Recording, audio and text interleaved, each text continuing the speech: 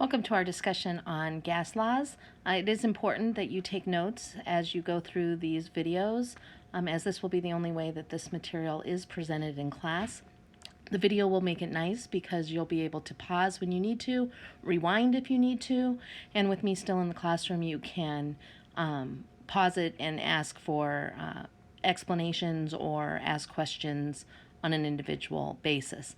During our discussion, we'll be looking at the variables that you are responsible to understand with gas laws. There are 4 different variables, and it is really important to understand the units involved, as that is the easiest way, especially in word problems, to identify which variables we're looking at.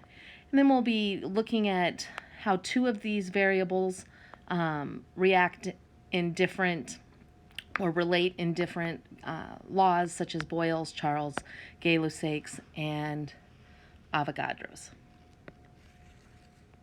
So there are 4 variables, and you can see them listed here: volume, pressure, temperature, and moles. In parentheses is the symbol that we use in the formulas, so you know which variable we are looking for. So volume is V, pressure is P, temperature is T, and then the amount of substance or moles, for whatever reason, is N.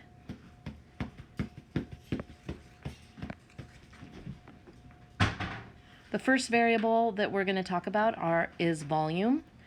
Volume you are familiar with. It is the variable that looks at the amount of space that something takes up. Gas's behavior is unique, that a gas can take up all of the available space in a container. So when we talk about volume of a gas, we're typically talking about the container or the space that that gas is able to take up. Units are going to be very important for identifying what the different variables are. So when we're talking about volume, units are typically milliliters or liters. It is important in a formula that your units cancel, so you may have to do some conversions. So it may be helpful to remember that 1 liter is equivalent to 1,000 milliliters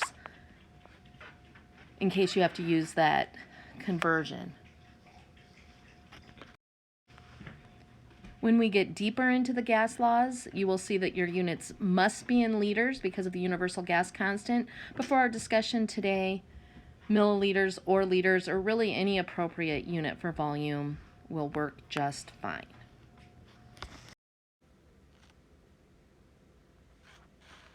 Our next variable that we are going to be looking at is pressure.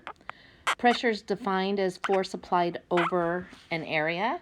So when we're looking at pressure, we're really looking at a calculation. So pressure is equal to force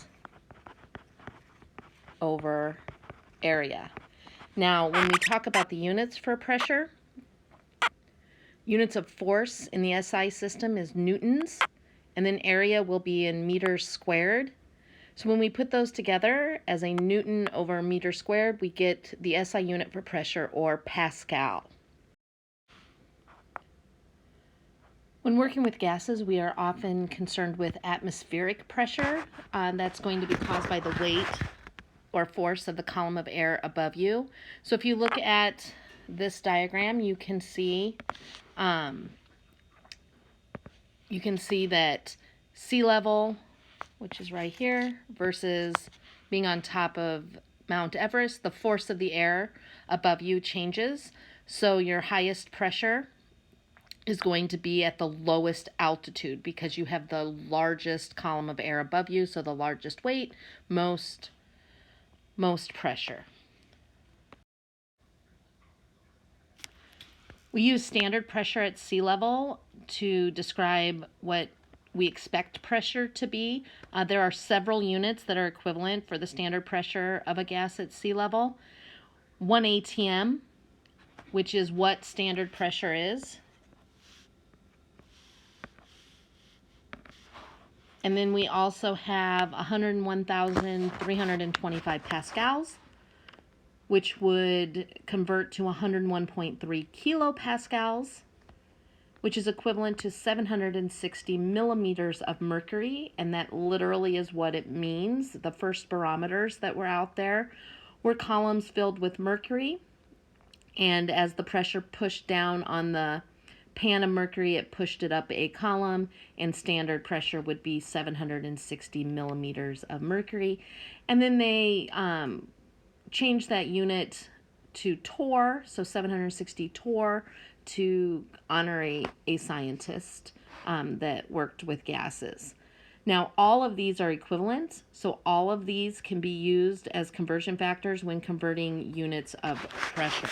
So, for example, if I want to convert 346 millimeters of mercury to pascals, I can use dimensional analysis. So I have 346 millimeters of mercury,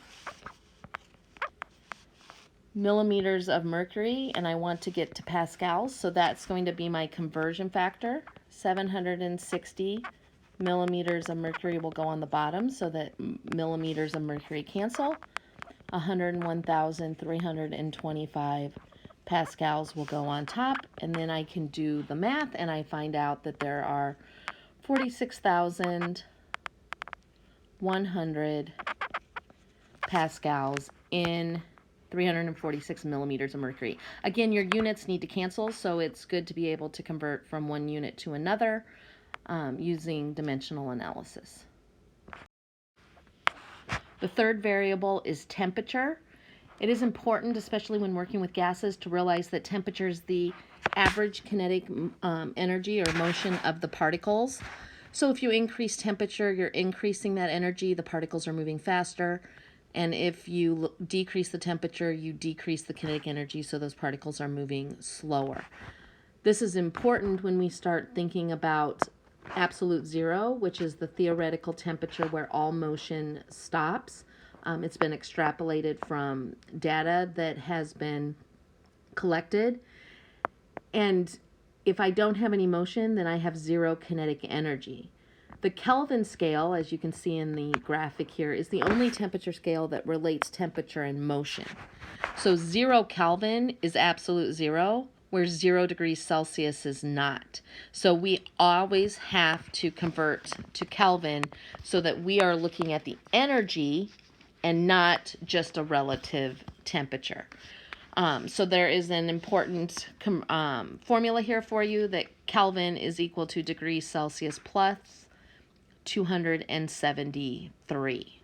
So degrees Celsius plus 273 gives you the equivalent temperature in Kelvin. The last variable is the mole. This relates to the amount of a gas to numbers of particles.